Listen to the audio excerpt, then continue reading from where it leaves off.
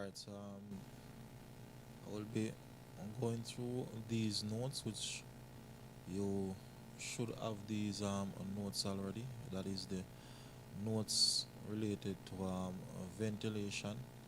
So again, in terms of ventilation, the concept is basically talking about the movement, or of course, as you would have known, the circulation of air. So irrespective of the environment that you're actually in, the only way ventilation can be considered to be proper or good ventilation is by the air being allowed to circulate.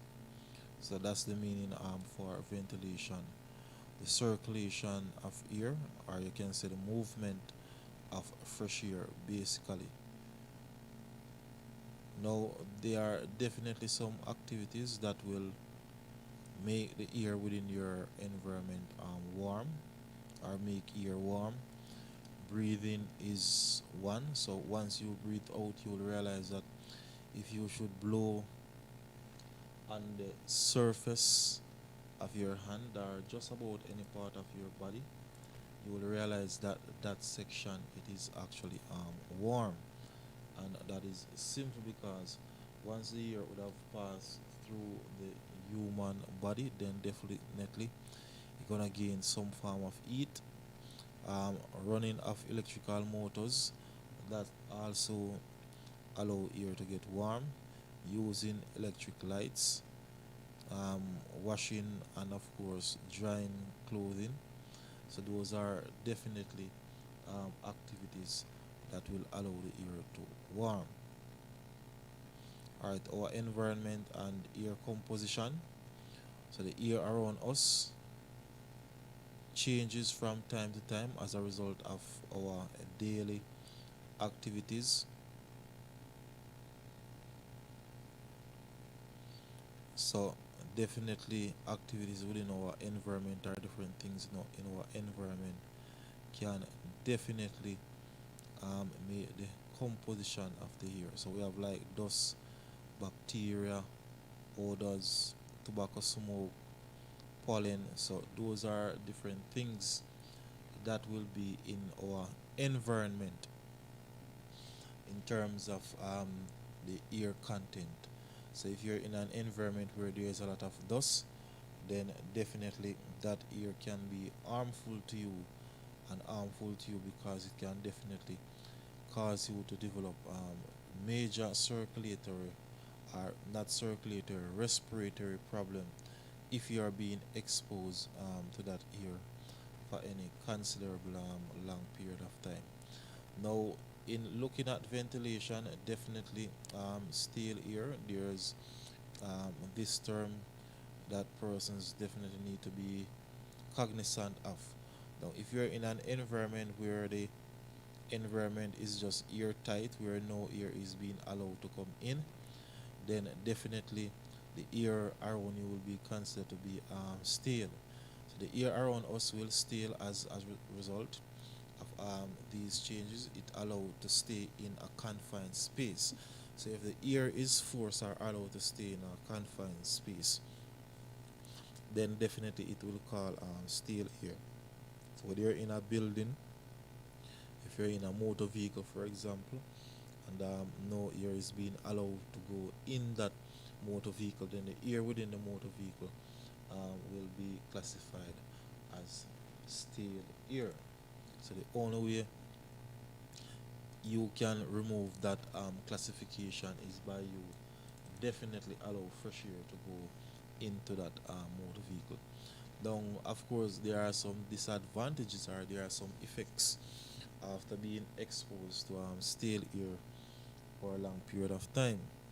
It can make you dizzy, and definitely dizzy in the sense that once the air is stale and no fresh air is being allowed to come to interact with it, then definitely the oxygen level within that environment will be reduced significantly.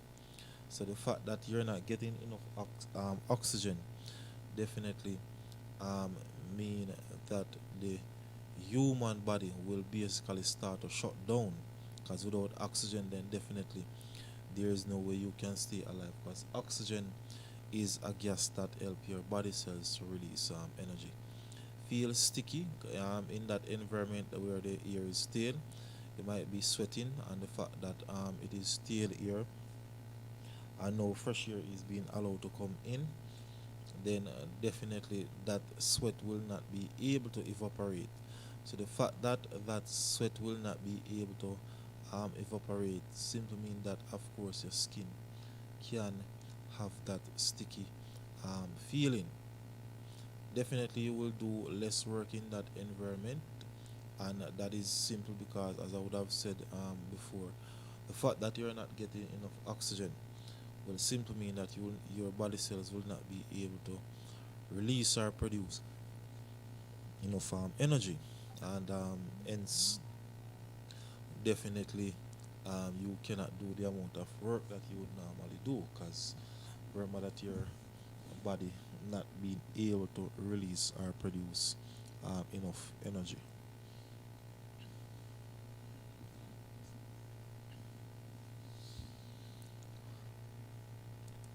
Alright, so pollutants in the atmosphere can cause persons to develop asthma, and it can that is for persons who are not affected by asthma.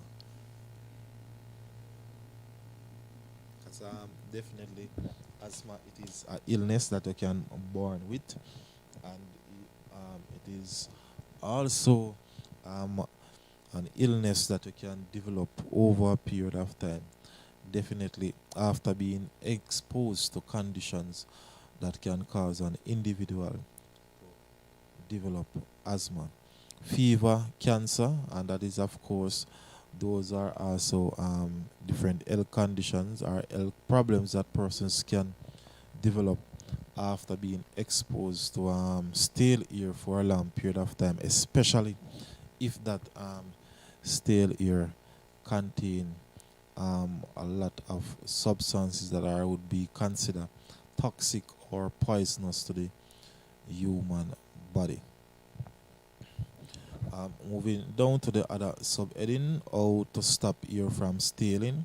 So definitely, in terms of you stopping that air from stealing, there are some ways. The first one is basically talking about the features of a building, and definitely, building should be as best in terms of ventilated as is possible, and in terms of the design of the building, then definitely the windows and the vent and the doors would allow fresh air to come in and move out that stale air. The use of fan is also very important in terms of getting rid of stale air. The use of air conditioner, and definitely something that is called humidifiers, which I will be looking at now. Because in terms of fan, the windows and air condition, then definitely persons would have been familiar with that. Now, in looking at some additional features of buildings, so here we're looking at some additional features. So they are saying that windows, of course, doors, bricks with holes. So some building will be made with some form of bricks. In Jamaica we call it fancy block, and it will actually have those holes that definitely improve the ventilation.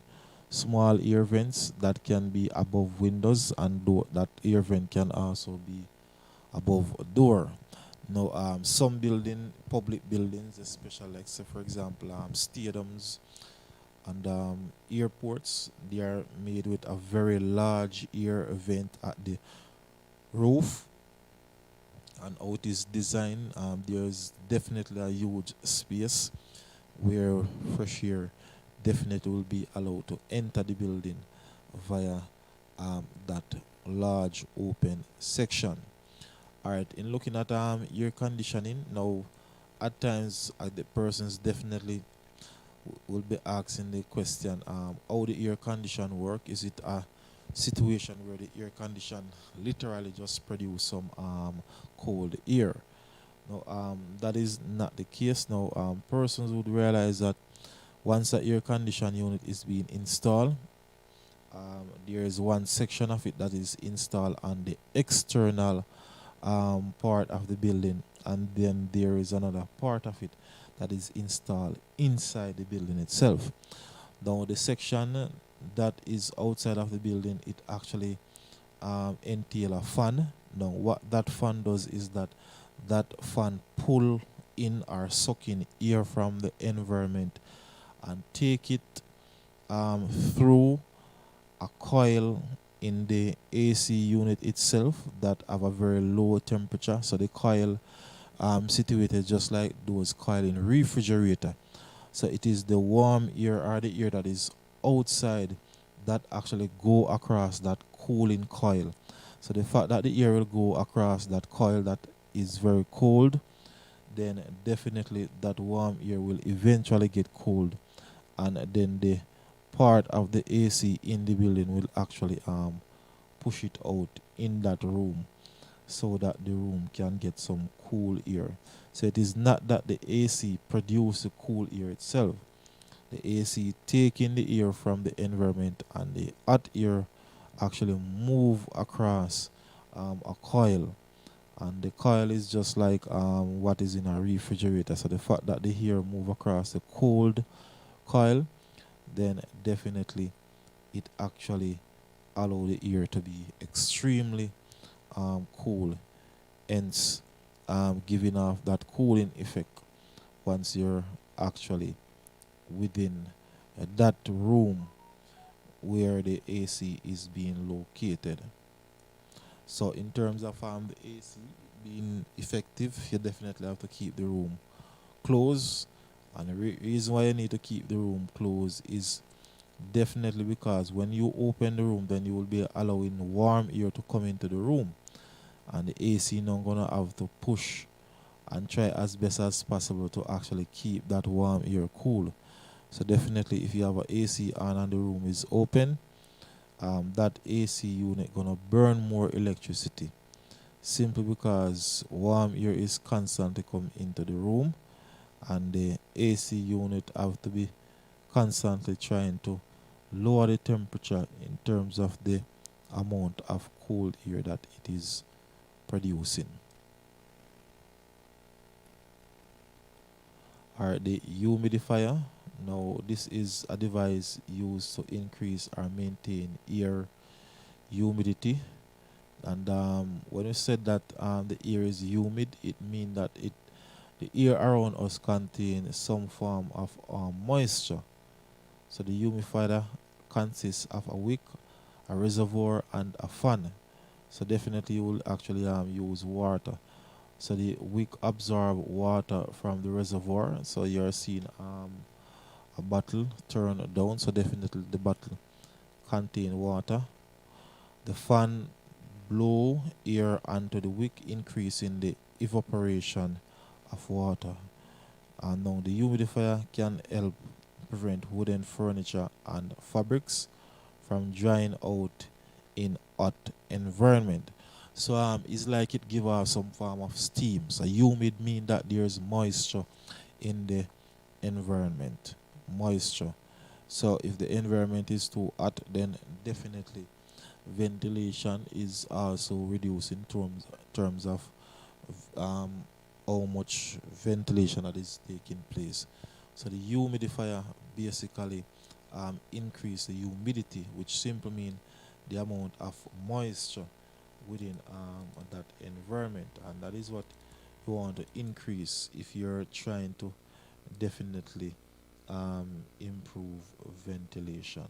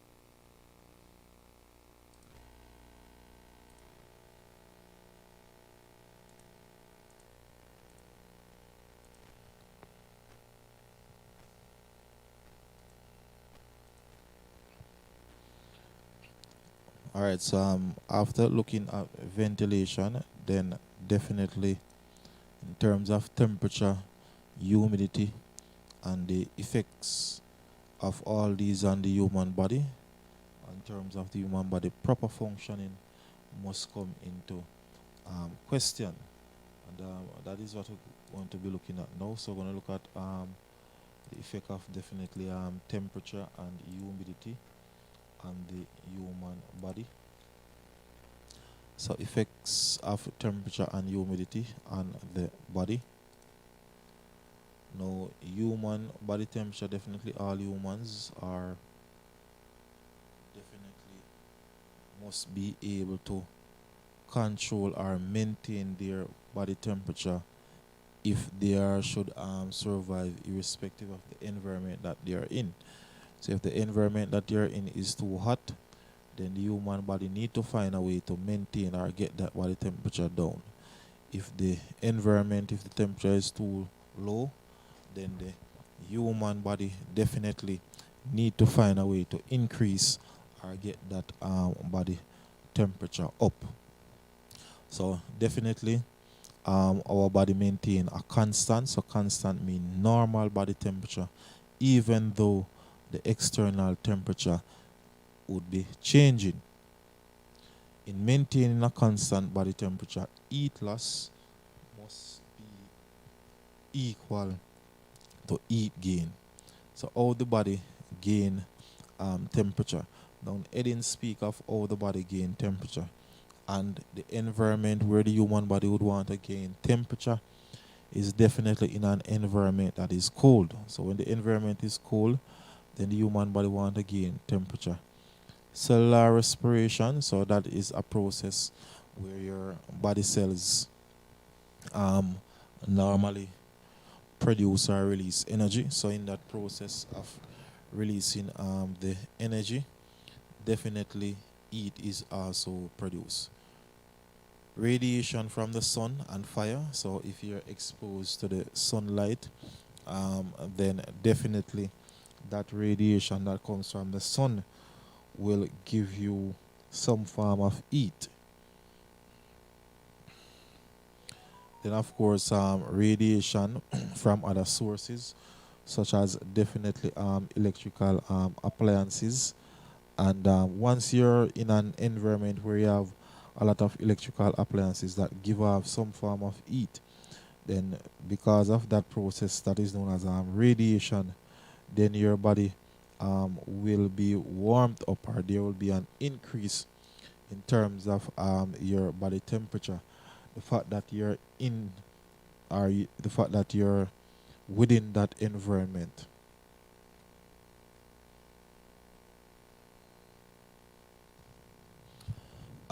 Conduction from warmer surface. So let's say for example you're leaning or you're touching some form of appliance or any other surface where the temperature is much higher than your body temperature. So the fact that you're touching that surface simply means that you will be getting warmer, or the human body will gain some form of heat.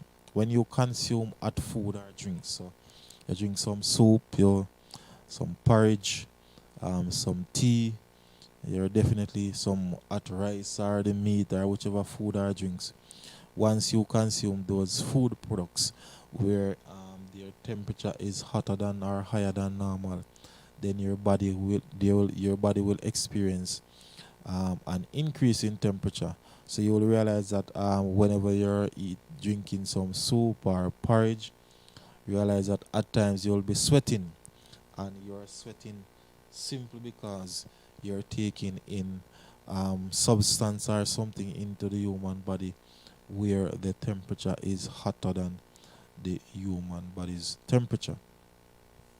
Definitely convection from the environment. So convection definitely have to do with the movement of heat through gas and also through air.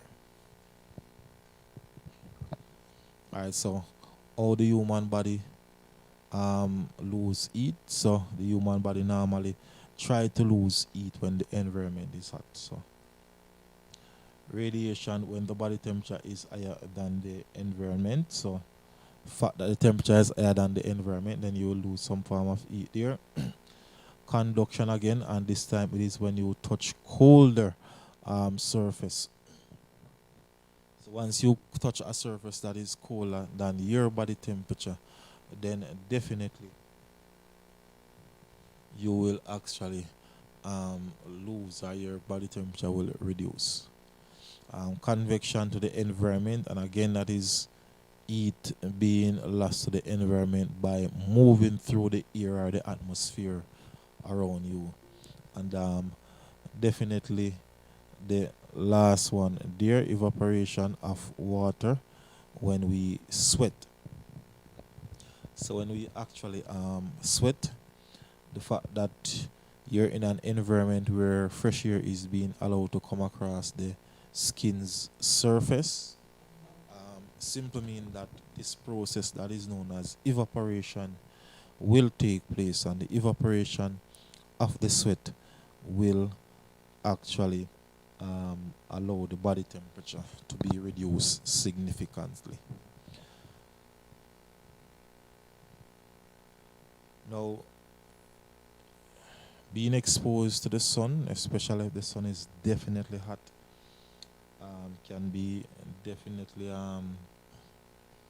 problematic for the human body. You can suffer from something that is known as skin burn, and this is definitely whenever you're directly exposed to the sun's radiation. So if you're out in the sun, it is best to wear a cap or wear a hat, ensure that your body is covered properly, especially if the sun is well hot, because if you're exposed to it for too long, then you will definitely suffer from sunburning. Now, in our Jamaican environment, there is not a lot of that where persons being, affected by sunburn, because our temperature don't reach that high. But definitely one effect that Jamaican can testify that they would be affected by being in the sun for long is that their complexion normally get darker. So if you're exposed to the sunlight for an entire day and for an entire week, let's say for example, all along you're inside and all of a sudden you have to be on the outside for some period of time, then definitely you will realize that your skin tone it actually get darker. But in terms of definitely sunburn, so they are saying sunburn, skin burn affects persons with a lighter color or lighter skin color. So for darker persons, they are protected by that pigment inside your skin that is known as melanin. So that's an advantage for persons with darker skin color or skin complexion, meaning that it contains melanin, and the melanin basically provide that protection from the ultraviolet light that comes from the sun. So, and persons who we call white persons, then definitely they cannot stay in the, yes, they can stay in the sun, but in terms of the effect, the sun will have a greater effect on their body than us. And that is why with the farm work program, you will realize that a lot of persons from the Caribbean, Mexico, and Cuba, those are the persons that work in the agriculture field in the United States and Canada, where the sun is extremely hot, because the white persons, in terms of them working in the field to cut the cane and to pick the apples and all of that, during for an entire day in the sun, they will definitely suffer a lot of sunburn, because the fact that their skin complexion is clear or white, it simply means that their skin don't have a lot of melanin, so they are not being afford that protection of the pigment melanin to give them that protection in terms of being exposed to the sunlight. And so again, they're saying if you're exposed to the sun for an extended period of time, definitely can cause persons to develop skin cancer. Heat exhaustion. Now, as for heat exhaustion, you don't have to necessarily be in the sun. Once you're in environment where definitely there's a lot of heat and you're in that environment for long, then you can suffer from heat exhaustion. So too much exposure to the sun will cause heat exhaustion. The individual will get dizzy and have muscle cramps. So in terms of having that muscular cramps, it is just that you're in the heated environment and you're sweating a lot. Now, if your body especially don't have enough fluid or enough water, then that definitely gonna affect circulation. So that is the circulation or the movement of blood throughout the human body. Now, once your blood is not being able to circulate properly, then definitely you're gonna start to develop some form of cramps. And cramps meaning that those body parts, they will not be able to get enough oxygen, because the blood is what circulate or take the oxygen around the human body. So once you have that heat, once you're exposed to the heat and the blood cannot get to circulate, then oxygen also cannot get to move around the human body.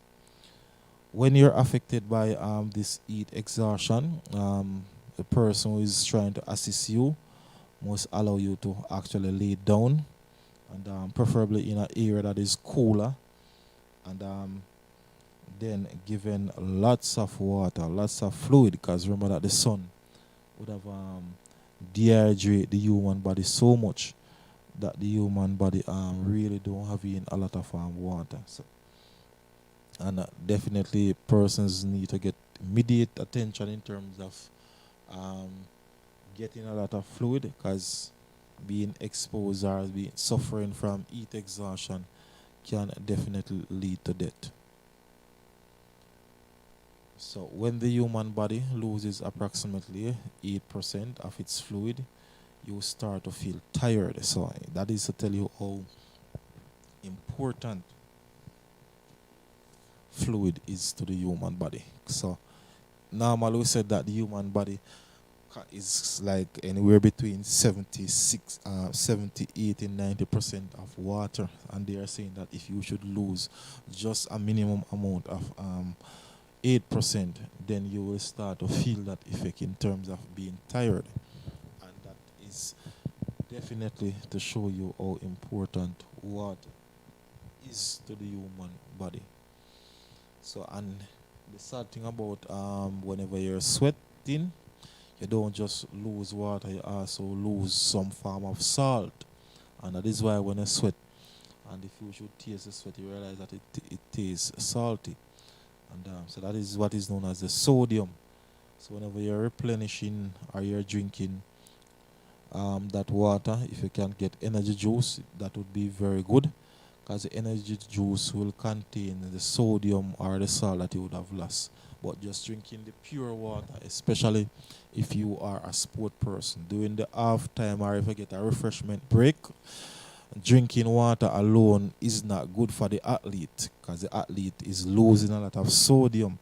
So giving the athlete Lucozade and Gatorade, those contain the sodium, or those juice will help to replenish the sodium that the person or the sport person would have lost as a result of sweating. Heat stroke. This is when the body's temperature regulating mechanism fails. So heat stroke is much more dangerous than heat exhaustion. So as for heat stroke, it can mean that you're in an environment, it is so hot that it does not matter how much your body is sweating, it still cannot cool you down. So that's why the first point is saying that persons normally have heat stroke when the body's temperature regulating mechanism fail. So that simply means that you cannot produce enough sweat to cool your body in that temperature. The sweating mechanism fails or is not enough. The core body temperature will now go above 37 degrees Celsius. So your normal body temperature should be within like 38, 37 degrees Celsius. So once your cooling mechanism fail, then definitely the temperature will rise up. So cells and proteins in the body will be damaged if the body temperature go above 42 degrees Celsius.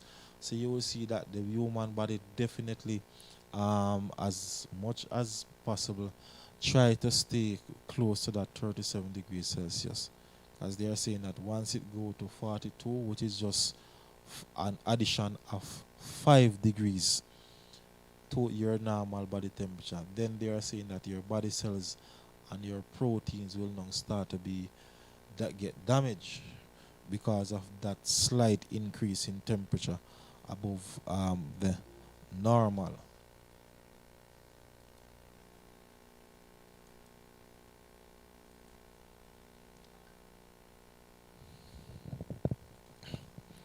All right, so the as for this notes that is related to